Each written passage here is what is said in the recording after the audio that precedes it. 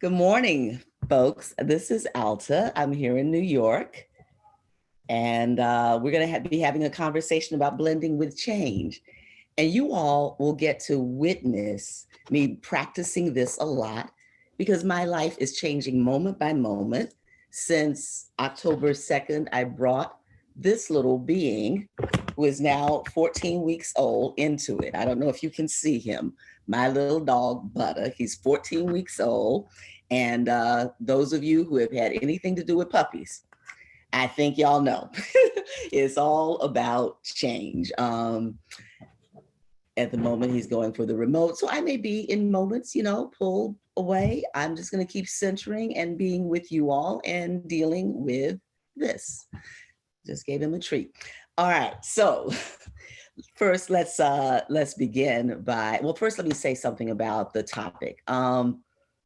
Change, right? This incredible thing that is actually, as far as I'm concerned, a definition of what life is. And our exploration today around blending with it, being with it, I at least would assert that our capacity to be with change in all its varieties, good, bad, desired, unpredictable, all of that, actually is directly correlated with our capacity to experience our own agency, to experience satisfaction and fulfillment, to actually be in our full aliveness from a place of choice. So it seems pretty critical then to explore, well, how are we with change? And that's what we're going to be venturing into in the course of this session. But as always, we want to begin by really arriving here, by getting present and getting present through a process that we call centering. So I'm going to invite you. I've been, do these 3 and 4 and 5 times a week and with different groups. So really exploring and experimenting with variations on a theme, as I am a frustrated jazz musician. So today, let's start off by connect to your aliveness. Find your aliveness. How do you know you're alive?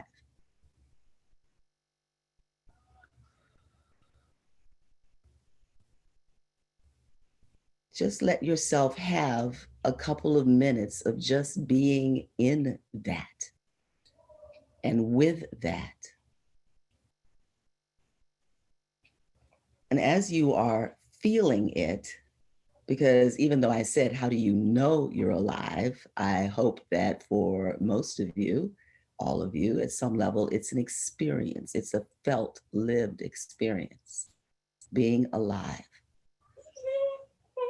I want to invite you to be in a bit of a reflection. Just, let this question drop into that experience. What might be possible if more of your time, every single day that you are awake, you were aware of and profoundly connected to this?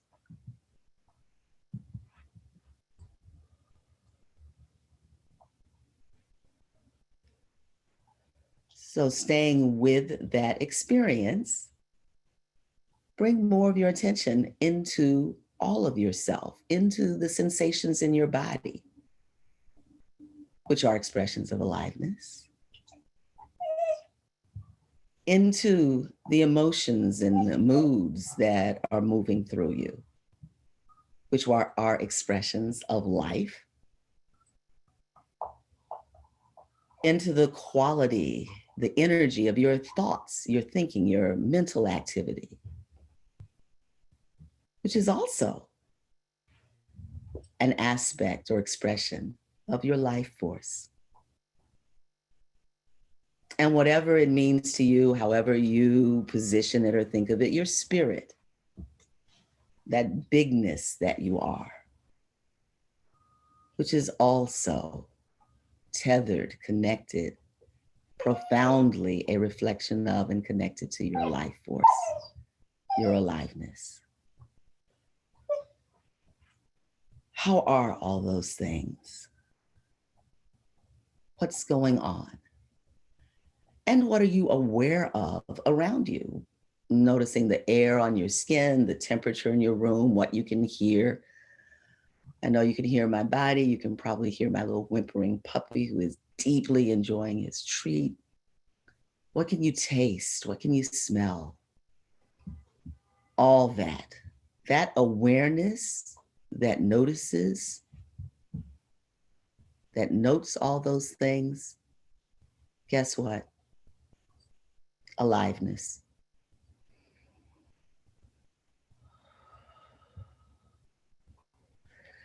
So deepening your breath, bringing your breath lower in your body, noticing what's happening. Where is your breath? Is it in your upper chest, middle chest? You want to bring it all the way down to your lower belly. And as you do so, you're also noticing where, if anywhere, you're holding tension. And I suspect you're alive now. There's probably some tension somewhere. And some of the places we often hold it around our eyes and our jaws, in our chest, maybe in our diaphragm, just wherever for you there's tension or contraction or holding, any place that you kind of, something's happening that stops the flow, the vertical flow up and down, that movement of life. See if you can invite a tiny bit, 5% maybe, more relaxation and ease. Breathing down, coming down into your lower belly, letting tension and contraction melt there. You may also notice, where are you missing in action? Where is there just slackness, numbness, void? It's all good. We're not changing any of it yet. Just noting it and bringing it all down. And then from center, this place in your lower belly, let's really pull there. Let's fill in with your breath, with your awareness, hip to hip, pubic bone to sacrum, that whole pelvic bowl. Be there, land there.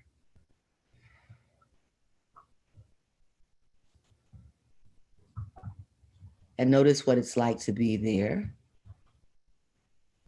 with this profound and sustained awareness of aliveness. Your life, your one precious life. And from here, let's center in our length, bringing the top and bottom halves of your body into relationship, into balance. I notice some people are choosing to stand. It's completely up to you, standing or seated, lying down. We can center in all those positions, which whatever allows you to experience more of yourself and your life in the body. When we center in length, we are allowing our weight to drop into gravity. We are surrendering to gravity. It's here. It's not going anywhere. It's been operating on all of us since the moment we came on the planet. So this is a moment of consciously making friends with it, being with it, cuddling with it. We're also allowing our bodies to rise. So with each breath, making a little more space between the vertebrae of your spine.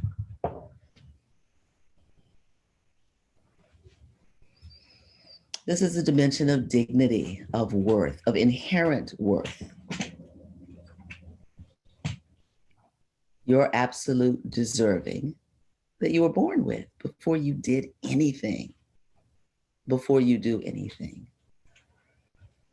So just notice as you experience your full length, your natural length, not an efforted length, not like being a soldier at attention. This is a relaxed, easy dignity. Where does your body know, without a doubt, you are worthy?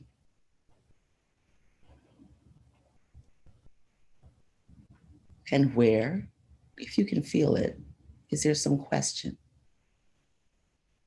And don't worry about deep interpretation. Just see what your body tells you about that. As you interrogate dignity in your body. Let's center in width. So from this midline that we just connected to, let yourself just open out and unfurl side to side, balancing the right and left sides of the body. Where can you allow yourself to fill up a little bit more left to right? Where are you perhaps pulled in or contracted towards your center line, which is what we all do, our bodies all do, with a lot of stress or pressure, certain kinds of emotion, anxiety. That's a familiar one. So just notice, where might you let a little more of yourself fill out to your edges? And take a breath and imagine you can lift your chest. It's like there's a handle. I don't know if you can see that. You're just lifting that door and letting your shoulder blades drop into your back pockets.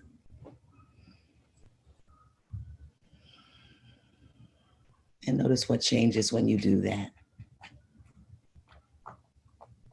This is the dimension of belonging, of interdependence, of community. This is where we know, our bodies know, we get to take up space. Or maybe our bodies don't know that and we don't. So when we're exploring width, when we are connecting to our width, when we are filling out in this way, we are allowing ourselves to be with others, to choose to be in community, connectivity, to impact others and let ourselves be affected by others. The dimension of belonging. And once again, I invite you just to check, where is your body absolutely, without any doubt, knowing, knowledgeable, comfortable with your belonging? And where is your body less comfortable? Where does it shrink from that? Where does your body uncertain? And just notice the answers and let them go. Let it rise and pass. Let's center in our depth, folks. And let's start, that's front to back. You can put a hand on the front of your body and one on the back. And what we're doing here is we're really centering in that space between, the space of our volume, where all the actions that sustain our aliveness happen. So let's start on the inside. Find a pulse. And I like to say pulse rather than heartbeat, because for many of us, we're more aware of our pulse somewhere other than our hearts. Maybe you can feel your pulse in your fingertips or your toes. Maybe you can feel it in your jaw or your neck.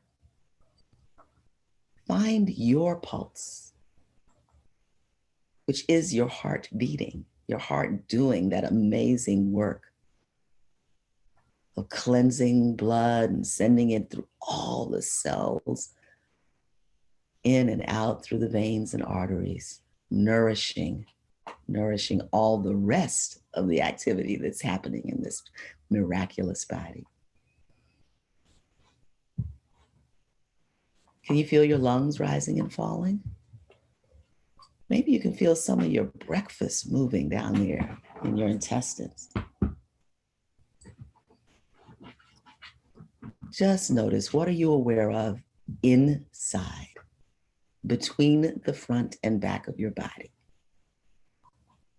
What can you make more space for with each breath? Put some attention on the back of your body. Maybe you can feel the air on your neck or your hair, your clothes on your back, and a little attention on what's behind you. And we say metaphorically, there's a whole lot at our backs, right? There's all that we've lived through to bring us to this moment. with all our wisdom and competency. And there's more. There's all of our biological, spiritual, intellectual, cultural, political heritage. There's a whole huge lineage. And most of all, the evolutionary lineage that reaches back 4 billion years. We each have a very long tail. So just notice that. Let yourself be aware of it. And perhaps let it invite you into a little bit more rest and relaxation. Maybe you don't have to work so hard given all that's at your back. Put a little attention on the front of your body and what's in front of you. With the front of your body, just notice, where are you alive in the front of your body? Where can you really feel that front? Where can you really feel warmth, energy, pulsing movement? And what's still? No judgment. What's relaxed? What's numb? What's tight? What's armored?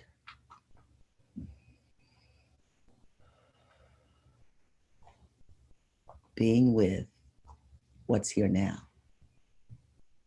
And inviting perhaps just a little more integration of all those different ways of being that you're experiencing on the front side of your body. For the sake of meeting what's in front of you. What's ahead? Our last dimension in centering always. Our commitments, our concerns, in the sense of what we care about, what matters. If you have a commitment that you're working with, say it to yourself. And in fact, choose one word or short phrase that captures your intention for this call and today. If you don't know what on earth we're talking about with commitment, that's all good. Just answer the question, what matters to you? What are you choosing to live for, to live into, to give your life to serve with this precious life of yours? When you have an image, again, choose one word or phrase that really is the nugget, the heart of it. Say that to yourself. And I like to say, because I'm very auditory, let it ring through you. Imagine that that phrase is the clapper of a bell, and that bell is just ringing throughout your entire body. Every single cell is touched with that sound, that vibration of that word or phrase that captures who you are choosing to be. Great. Welcome. Hopefully more present and here. Please drop your mood in the chat box as we continue. How are you?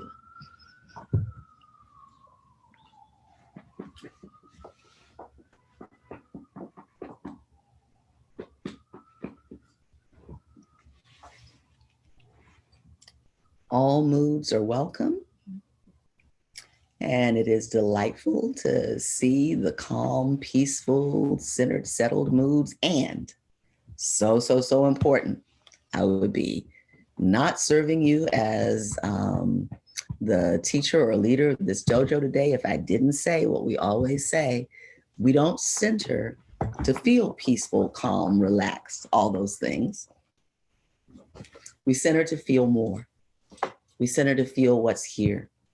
We center so that our aliveness is as full and available to us as possible.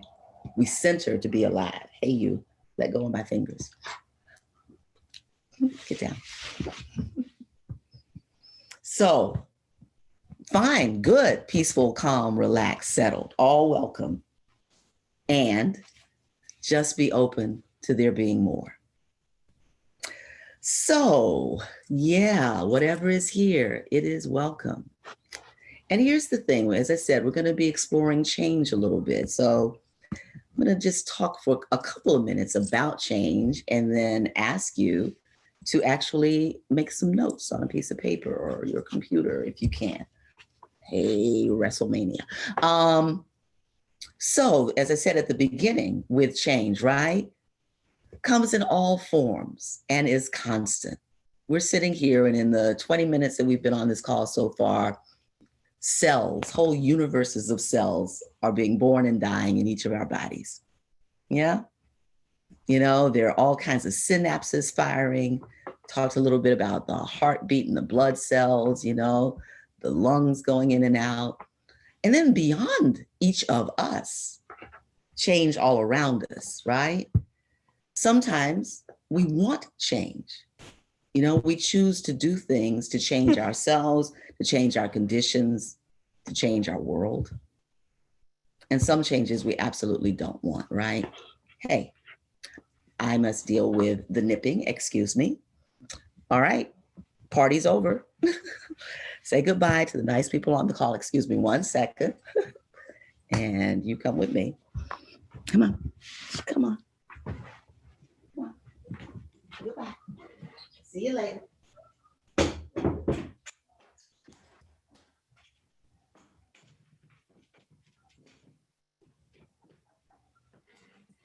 All right, we may very well be serenaded in a moment with puppy cries, but he's good. So desired and undesired, right? There is change again, and sometimes these are the desired ones, deliberate and intentional. You know, you make a decision that you're going to be doing a certain amount of steps every single day for the sake of your heart, right? So that you're building up some stamina, you're building up your cardiac capacity. And then there's change that's just inevitable. Gray hair, who knew, right? My case, arthritic knees, just there it is. You know, these things happen. So desired, undesired, maybe even undesirable, deliberate, intentional, inevitable, unpredicted and unpredictable. The accidents, the hazards, the things that just happen. Here we are. And you know, we really cannot predict it all. And obviously there are changes that are for the better. There are changes that are for the worse. However, this idea of the truth of impermanence, you know, to kind of bring in this Buddhist slogan, it's real. What's permanent? But for a moment, just think about some of the changes that you're dealing with. Positive, desired, undesired, undesirable. Little, minute, maybe your own, really micro, maybe even in your body, and big in the world. We are obviously in a moment of huge planetary and social change, upheaval, we could even say, right? There is no question about it. So much going on here. Those of you, and I know people are all over the place here, but folks who are in California, all those fires,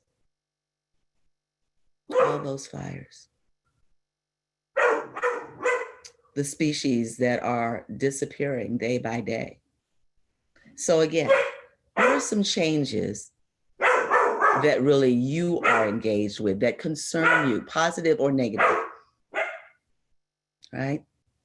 I have a change that for the most part I'm very happy with, except when it's challenging, but it's definitely changing my life. What about you? What are some of the changes?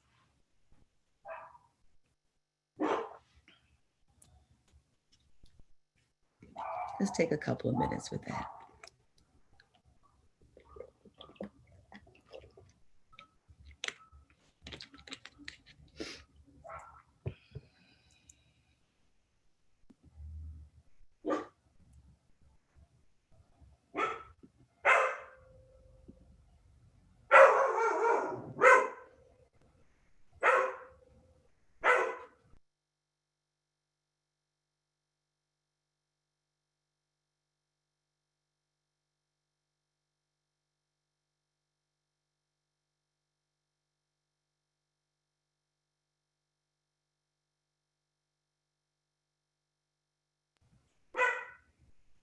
And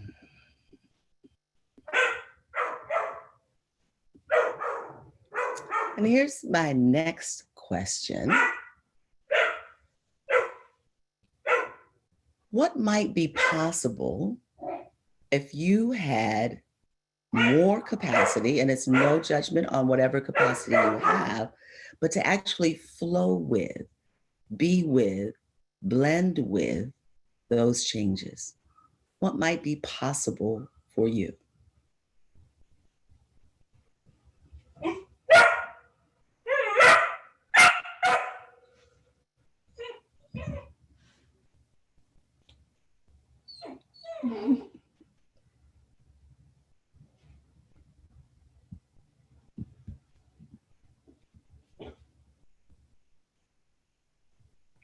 And I want to thank folks who are dropping things in the chat box. When I was inviting you to take notes, these were more for you. So I hope that you also are writing these down. I mean, I can tell from how profound some of them are that it's not as if you're going to forget them, but you know, this is a process really for you.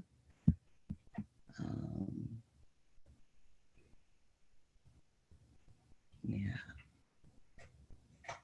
One of the ways that we can think about change, obviously, is as pressure. Certainly internal or external changes, good or less good, bad, negative, challenging changes.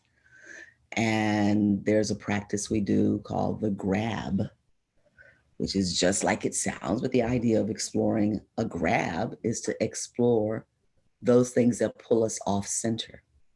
And we started with centering. So it can be little things, it can be big things, it can be things we want. You know, it is, oh my God, you've had that crush for years and the person says, I want to live my life with you. You know what? That's a grab. Because if it's what you really want and you say yes, your whole life will change in one way or the other. The relationship is now different, right?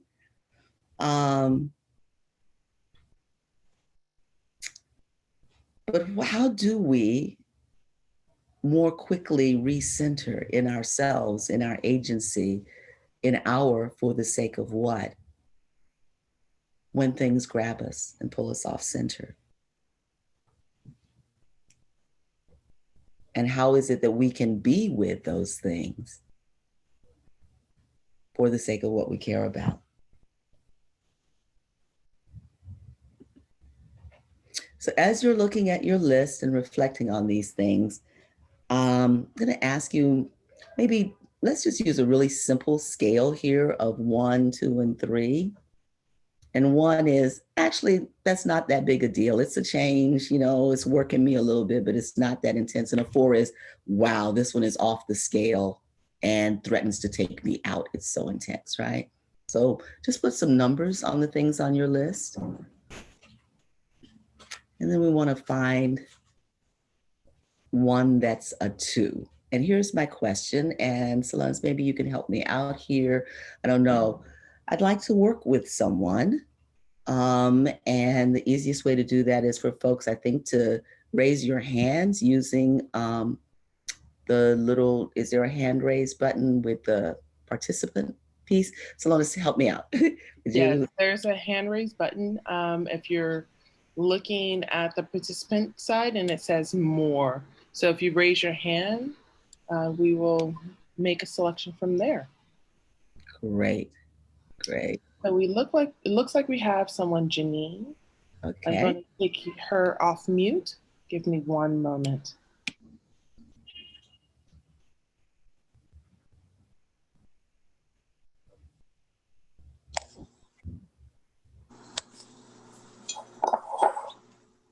Hi, good morning. Good morning. How do you say your name? John. John. Okay. Well, I would never have guessed that. John, glad that I asked. Lovely. And where are you, John? San Diego. San Diego. Great. Okay. Thank you. So just for a moment, I wanted to explore one of the changes on your sheet. That's a 2. So a little challenging, but not, it will be the change of your life. Do you have one? I have one so big right now that I probably can't see the two. Okay, well, we don't want to work with that one. Thank you very much. I have a desire to. Okay, lovely. What is that? I have, I just moved into a new home, and so it's been really lovely. Great, great, great. And how is that change working you? What about it maybe pulls you off center or away from your purpose? I actually think it does the opposite. It helps me with my purpose. Beautiful, beautiful. Great. All right, so you have a new home. It's helping you be more centered and purposeful, and it sounds as if it's really satisfying. Is this all the case? Yes, very much. Yes. All right, lovely. Then let's just explore for a moment. I would imagine, since this is so satisfying, I'm going to see if I can put him a little further away so that I'll be able to hear you. Excuse me. Sweetie. No. All right. All right. Well, instead, he decided to join me. We'll see how this works for a minute. So here's this home that you actually are loving being with, right? Let's explore what it feels like to be in this, right? In your body. So tell me a bit about it. Tell me about what gives you this sense of satisfaction, of fulfillment or purposefulness being with your home.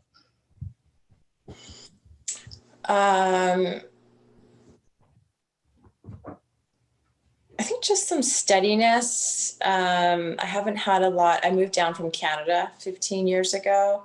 Mm-hmm. And so for 15 years, I didn't have a lot of, I always felt I never really kind of settled into a home. Mm-hmm. And so I feel more, I think maybe energetically settled to create and have that unsettledness there was a background of worry, and I had too much energy focused on, I think, so I feel more like I have space to focus on my purpose and figuring more of that out, and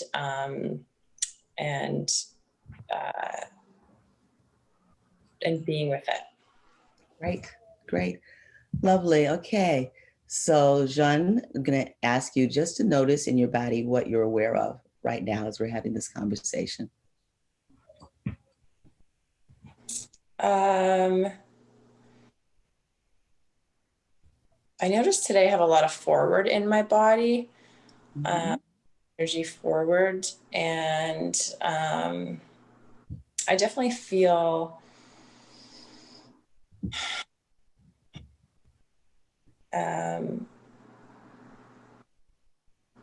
more. I feel really forward. I also, I would say that would be the biggest sensation I have. Okay, something was happening with that belly. You kept putting your hand there. I tend to hold. I noticed when we were centering earlier, and I noticed it a lot, that I tense in my belly. Uh-huh. But in this moment, it's relaxed, or is it tense? It's relaxed in this moment. Okay, great. I'm going to invite you, Jeanne, to just actually lean forward more, because actually you don't look forward.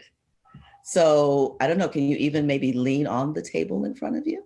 It's like, yeah, to really, what does that feel like? It feels like I'm into my future, where I need to be. Huh. Is that a pleasant feeling?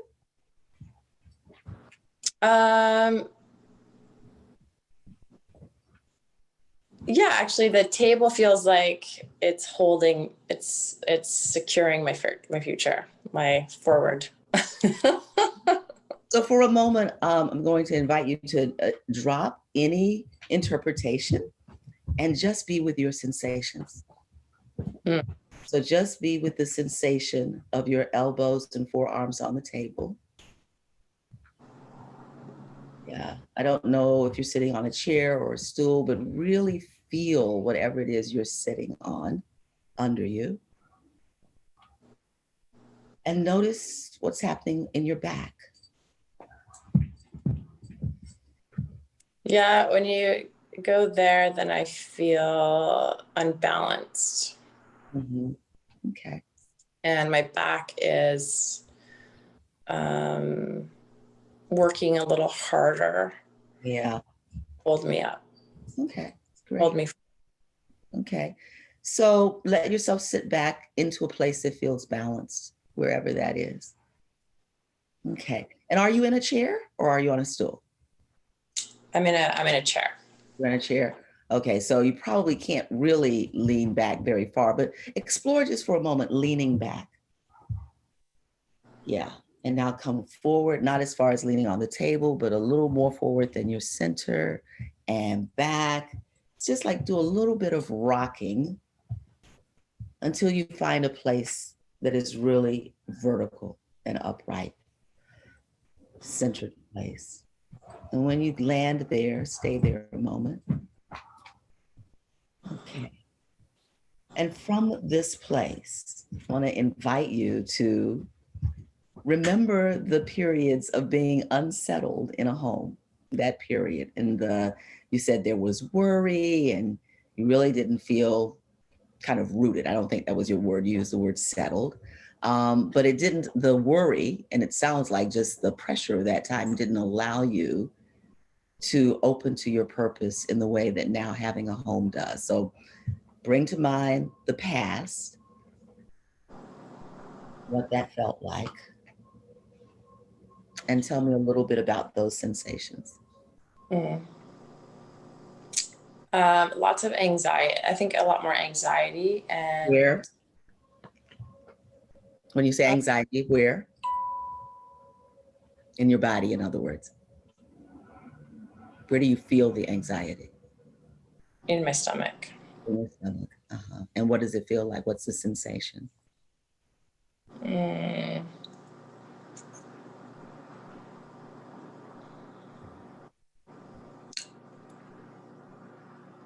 little rumbly, a little unsettled.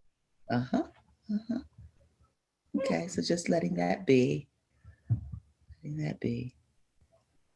Deep breath, let it go.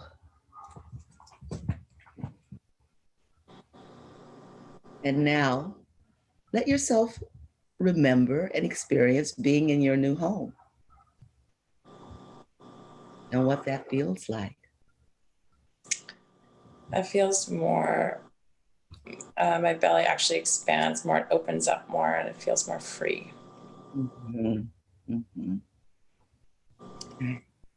Okay.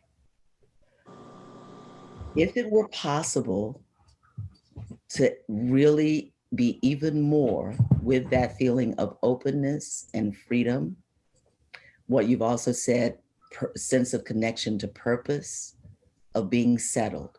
If it were possible for you to be with all of that even more, what might be possible for you?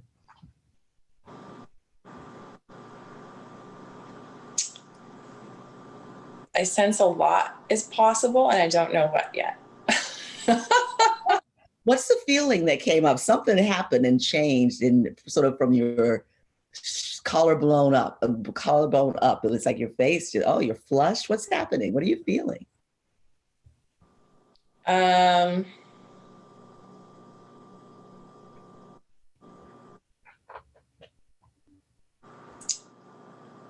Curiosity, openness, excitement.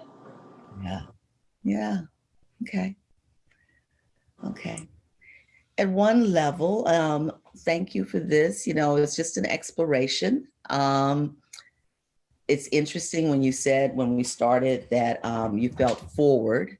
And then when I invited you to really put your body into forward, it's like, oh, well, maybe you weren't so forward. So it's almost, may I offer an assessment or a noticing? Do I have your permission? Yes, thank you, please.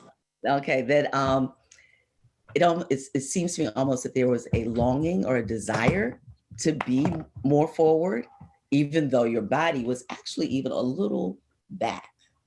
And when you found center and just allowed yourself to fully drop into the experience of what you're in, then a kind of excitement or energy flushed up through your body.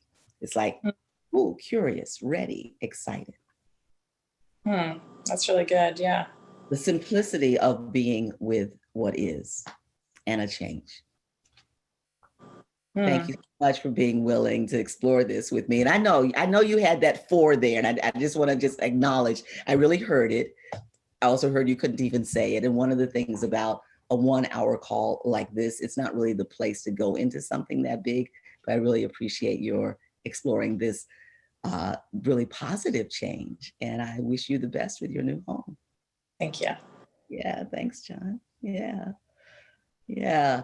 Questions, comments, noticings from the group. And Salonis, will you just help me out? Oh, people can just drop it in the chat box. Yes, I'm tracking for questions in the chat. Thank you. Thank you. I see a few hands here. I'm going to call on Andrea. All right. If you want to give me and I want to acknowledge Milo's question, and maybe more than Milo had this thing about, well, what about unwanted or negative change? Can I see a show of hands here for how many people are facing or dealing with an unwanted change? All right. So in some ways, it's basically the same set of moves. It's starting with telling ourselves the truth about whatever it is and allowing whatever those responses, reactions, whatever happens in the body to happen, and to keep centering, to keep coming back to centering, to keep coming back to our own aliveness, our own commitments, without rejecting this thing that's there, without turning away from it, without pretending it's minor, smaller than it is, or not happening.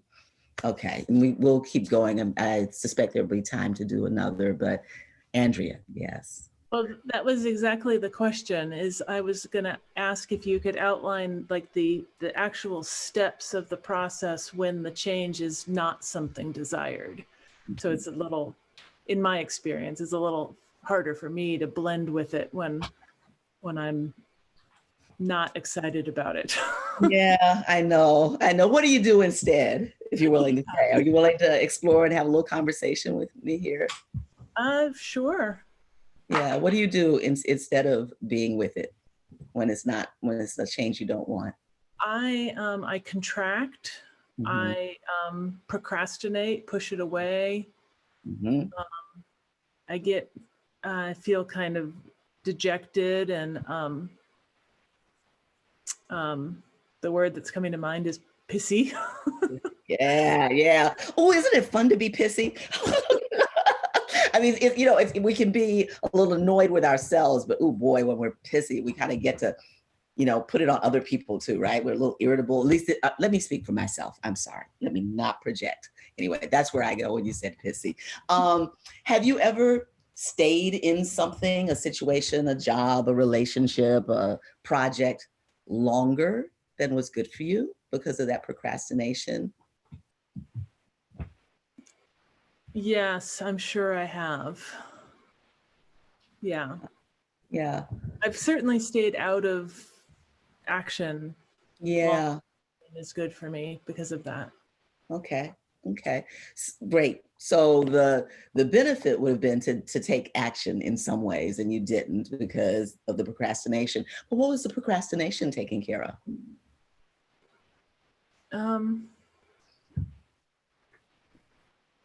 It feels very like just escapist. It feels like I wanted to go be someplace quiet and safe, even if that's internal in my own mind, body, heart, like deal with the outside world, like just push it, make it go away. Yeah. So I just want to check, can you feel any appreciation for your skillful use of procrastination?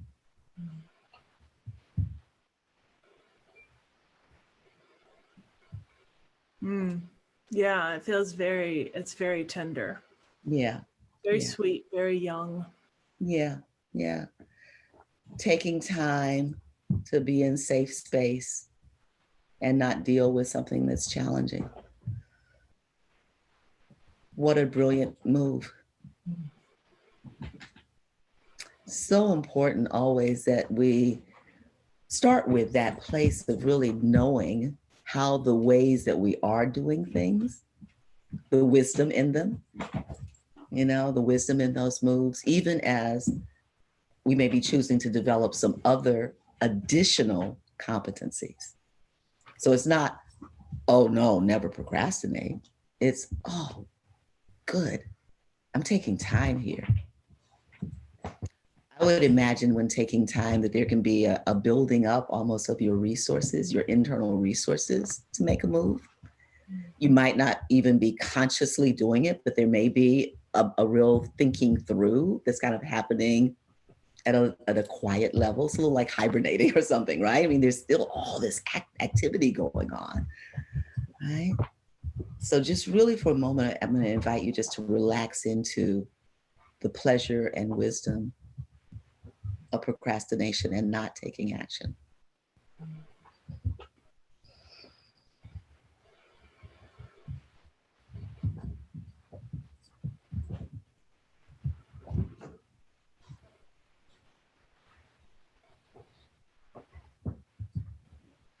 And what are you noticing in your body? I'm noticing my a little bit of teary. Also noticing my breathing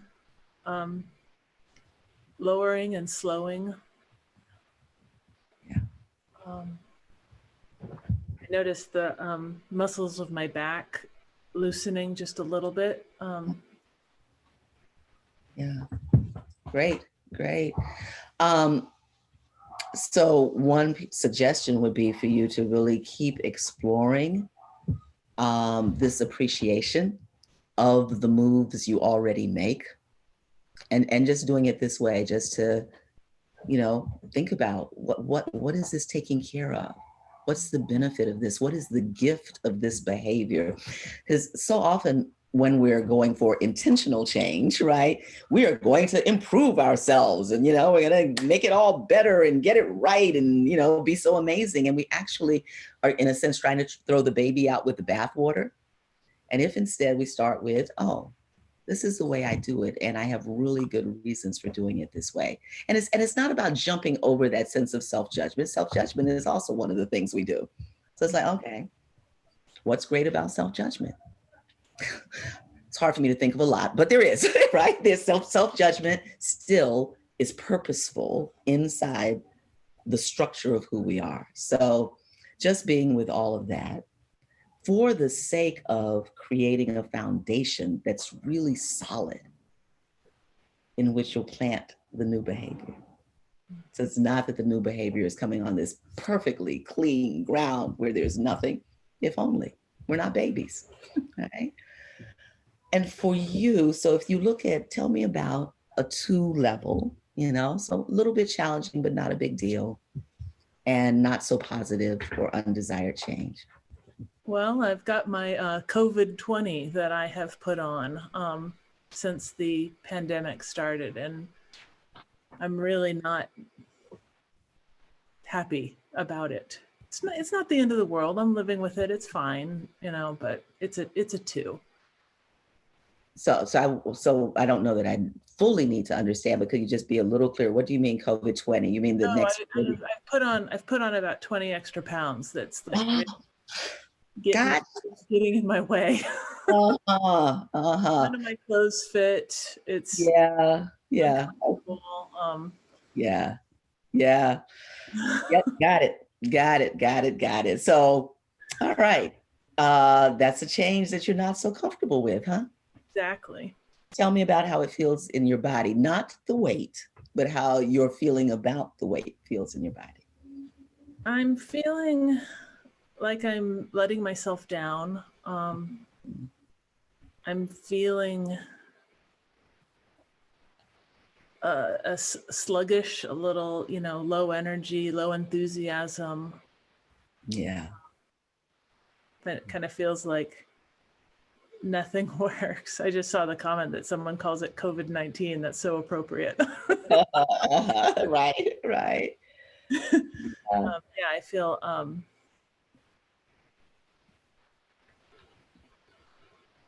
it makes me just sort of low enthusiasm about a lot of things. It's like, oh, why bother?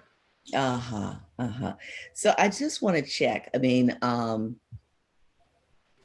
could the sluggishness, the low enthusiasm, the oh, why bother, could there be other sources? Because the COVID-19 or 20 pounds, however much, that's real. And there's a whole lot more going on. I mean, the pandemic is also real. Being maybe shut in. I don't know the circumstance. I don't know where you are. Sorry, I forgot to ask you that, or the circumstances necessarily of your life. But I think for many, many people, just the intensity of this year. So where are you, love? I'm in Arizona, so I'm not shut in entirely, although my options for exercise have been limited, which Okay. so, yeah, there is other pieces of it. It's not just food and eating and lack of exercise and too much together time with my partner and being on Zoom all the time, which is stressful and doesn't have the payoff of being with people that really feeling people's energy does. There's a lot of pieces to it. Yeah. So take a deep breath for a moment. And maybe even thank those pounds for being an entryway into an exploration of all the things that are weighing on you in these conditions. Yeah. And you may have seen a lot of the thank yous already in the chat box, but thank you for being willing to be vulnerable in this way, right? But there's a lot.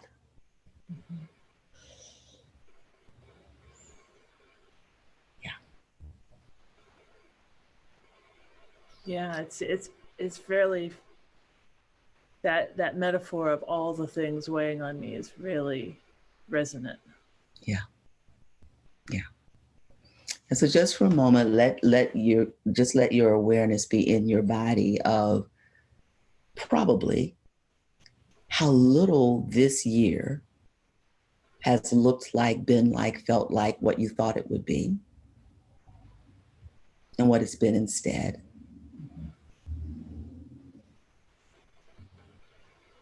And how you felt about that.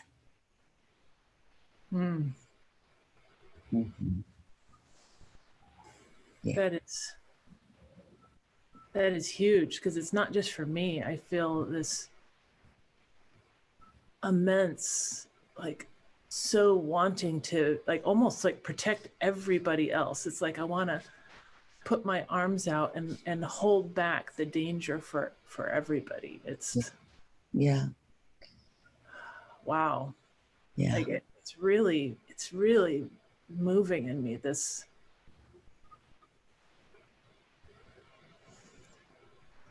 feeling of wanting to protect humanity from what's happening. Yeah. Just feel that.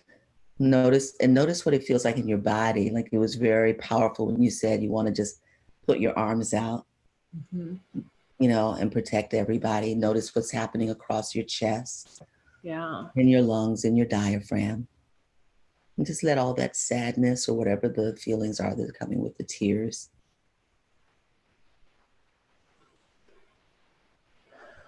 That's frightening. It feels frightening to hold it. Yeah. I want to suggest that possibly part of what's frightening is also the deep knowing that you can make a contribution towards that, and you can't protect everyone. Right. So there's possibly a tinge of also powerlessness in there. Oh, yeah.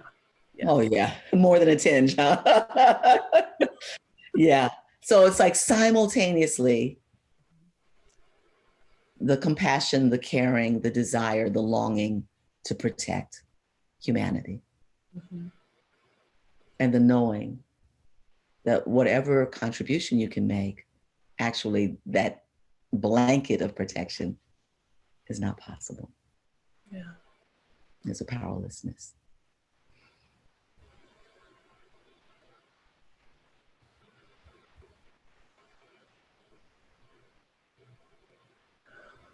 What are you noticing in your body? I'm noticing more, well, the almost the permission of hearing that I can make a contribution and I can't protect everyone. There's powerlessness in that, like an acceptance of the powerlessness. At the same time, I've realized it's not my job to protect other people. Mm-hmm. And I feel more spaciousness in the permission to focus on the contribution I can make. Mm-hmm. Mm-hmm. And even relating it back to everything that's weighing on me, the extra pounds, like literally, sort of like the coming to a place of peace in myself about myself, and what's going on for me physically, Mm-hmm. is the contribution I can make, and that actually does help other people. It feels infinitesimal, but Mm-hmm. Mm-hmm. Yeah. Yes. Thank you. Thank you for all that. Thank you for your vulnerability. We have about 3 minutes left, so I'm going to just sort of make some. Sorry, I didn't know it was a 4. I thought it was a 2. Yeah, well, yes. Got it. Well, we often don't know, and sometimes the things that are right on the surface, they have there's more to the iceberg. But what I really appreciate about what you brought is that I suspect many, many, many people resonate with it. I mean, there were all the people who chimed in about, oh yeah, I've got those pounds too, and the dilemma of being in the world that we are in, wanting a different world, wanting to make a different world truly possible, and the variety of ways in which we are limited in doing that. I was just going to say I had the chance to be on a panel with someone talking about SNCC, which was a movement organization back in the 60s working on civil rights, mostly young college students in it. But one of the people who had been among those young college students was my co-panelist, who quoted one of the mentors who had said to them, and this really stays with me, he says, every generation does what is necessary for the sake of justice, recognizing that it is not sufficient, that it won't be sufficient. And I think that that's the invitation to all of us in our humanity, is to do the necessary, recognizing that in our lifetimes, right, we're not going to get to that just world that many of us envision. Can't stop from doing what we can. Because it's not sufficient, we make our contribution. But being able to actually be with that is part of the blending with change. It is fundamentally, what are we exploring here? We're exploring being with what is. The first step in our century, first thing we do is we notice what is. We stop the war with reality. And it's only by doing that that we actually then get to engage with reality from a centered place for the sake of what we care about. So thanks, Andrea. Thanks, Jean. Thanks, group. We are at noon. Thank you for bearing with. Look at my little angel now. I don't know if folks can see him. He did all that ripping, romping, and barking, and now he's napping. So until next time, thank you.